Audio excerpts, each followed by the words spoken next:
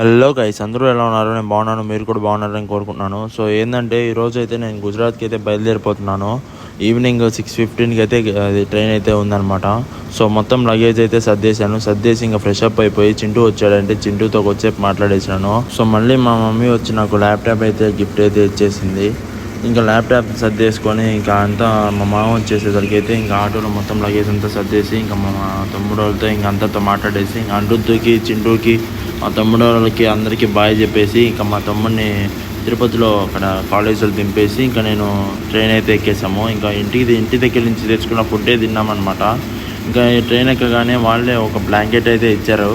ఇంకా వాళ్ళు బ్లాంకెట్ ఇచ్చారు కాబట్టి నేను ఇంటి దగ్గర నుంచి బ్లాంకెట్ అయితే తీసుకొని వచ్చాను కప్పుకోవడానికి. అది కింద వేసేసుకున్నాను. వాళ్ళ బ్లాంకెట్ ఇచ్చింది. ఇంకా పిల్లోస్ కూడా ఇచ్చారనమాట. 2-3 పిల్లోస్ అయితే ఇచ్చారు. సో ఇంకా అలా పొద్దున్నే లేసి ఫ్రెషప్ అయిపోయి ఇంకా అలా నిద్రపోయి తలకి అయితే ఫుల్ వాన పడుతుంది.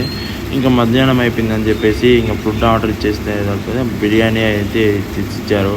సో ఇది వెజ్ అయితే తెప్పించుకున్నాను అనమాట. ఇది పన్నీరు, దాల్, ఇంకా ఇది వచ్చేసి ఉల్లగడ్డ కూర, ఇది వచ్చి మజ్జిగ అనమాట.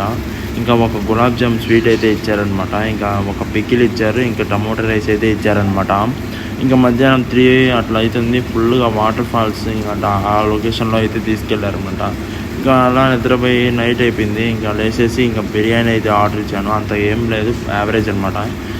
ఇంకా అలా రూమ్కి వచ్చేసామన్నమాట. రూమ్కి వచ్చేసరికి అయితే ఇంకా 11:30-12 అయిపోయింది. ఇంకా రాత్రి రూమ్కి రీచ్ అయిపోయి నిద్రపోయినాం.